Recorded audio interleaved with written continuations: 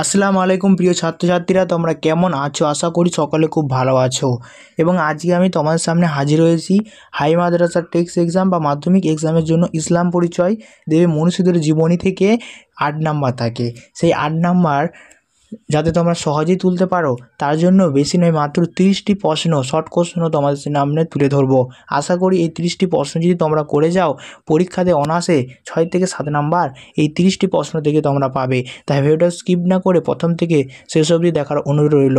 আর channel নতুন হয়ে থাকে অবশ্যই চ্যানেলটা সাবস্ক্রাইব করো, আর যারা সাবস্ক্রাইব করে তাদেরকে অসংখ্য ধন্যবাদ। আর এরকম ভিডিওগুলো কীরকম লাগছে তোমরা অবশ্যই কমেন্টে জানিও, আর লাইক করো, আর বেশি বেশি করে বন্ধুর সাথে শেয়ার করো। দেখো স্টুডেন্ট, আজকের ভিডিওর প্রথম প্রশ্ন দেখো আজকের ভিডিওর প্রথম প্রশ্ন হচ্ছে আল-কিন্দি কয়টি গ্রন্থ রচনা করেছিলেন? ভেরি ইম্পর্টেন্ট প্রশ্ন, আমি গ্যারেন্টি দিয়ে দিতে পারি এই প্রশ্নটা তোমরা পাবেই। তিনি মোট 207টি গ্রন্থ রচনা করেছিলেন। তার বিখ্যাত গ্রন্থের নাম হচ্ছে আলোক সম্বোধনীয়। ইবনে আল হাইয়াম কে ছিলেন? ইবনে হাইয়াম ছিলেন সর্বশ্রেষ্ঠ পদার্থবিজ্ঞানী। তার উল্লেখযোগ্য গ্রন্থের নাম হচ্ছে কিতাব আল মানাজির। আল বিরুনি কে ছিলেন? আল বিরুনি ছিলেন 10ম এবং 11শ শতকে বিখ্যাত পদার্থবিজ্ঞানী। তার শ্রেষ্ঠ অবদান কি ছিলেন?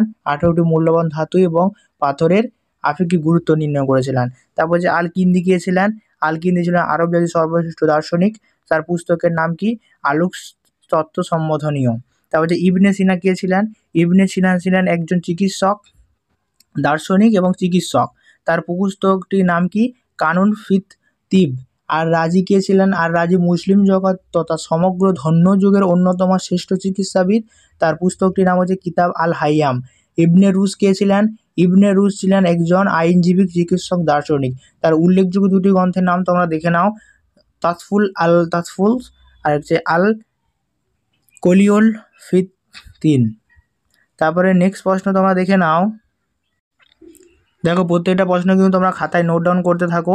আমি প্রত্যেকটা প্রশ্ন আর পড়ে শোনাচ্ছি না ভিডিও লং হয়ে যাওয়ার কারণে। আশা করি এই ভিডিও থেকে তোমরা যদি এই প্রশ্ন খুলে করো এখান থেকে তোমরা ওই 8 নাম্বার অনায়াসে পাবে। প্রত্যেকটা প্রশ্ন খুব ইম্পর্টেন্ট, তোমরা প্রত্যেকটা প্রশ্ন খাতায় নোট ডাউন করে নাও। এই পর্যন্ত হয়ে যাওয়ার পর নেক্সট প্রশ্ন তোমরা দেখবে, কুদরতি খুদা কোথায় জন্মগ্রহণ করেছিলেন? তিনি কোথায় চাকরি পেয়েছিলেন? তিনি কত সালে ডক্টর অফ সায়েন্স ডিগ্রি লাভ করেছিলেন? দেখো অ্যান্সারও দিয়ে আছে, অ্যান্সারগুলো পড়ে শোনাচ্ছি না আমি কিন্তু। তারপরে হৃদযন্ত্রের ঔষধ কে আবিষ্কার করেছিলেন? ভেরি ইম্পর্টেন্ট প্রশ্ন। কত সালে বিশ্বভারতীয় গ্রন্থগুলি প্রকাশ পায়? কত সালে কুদরতি খুদা জীবন বাসনা হয়ে যত মারা গিয়েছিলেন? আব্দুল সালাম কত সালে কোথায় জন্মগ্রহণ করেছিলেন? কোন পরীক্ষায় আব্দুল সালাম বেশি নম্বর পেয়েছিলেন? আব্দুল সালাম কোন বিশ্ববিদ্যালয়ে প্রথম ইন্টারমিডিয়েট পাস করেছিলেন? দেখো প্রত্যেকটা প্রশ্নই খুব গুরুত্বপূর্ণ, তোমরা কিন্তু দেখে নাও। আশা করি এই ভিডিও থেকে তোমরা কিছু শিখতে পারবে। তারপরে নেক্সট তোমরা প্রশ্ন দেখো,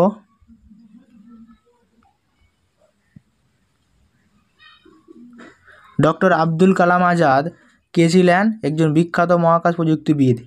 কোথায় থেকে তিনি পাইলট হওয়ার শিক্ষা লাভ করেছিলেন? মাদ্রাজা ইনস্টিটিউট অফ টেকনিক্যাল। তার ডিগ্রির নাম কি? তিনি কোথায় গবেষণা করতেন? তার গবেষণার ফল কি? তার উল্লেখযোগ্য দুটি গ্রন্থের নাম।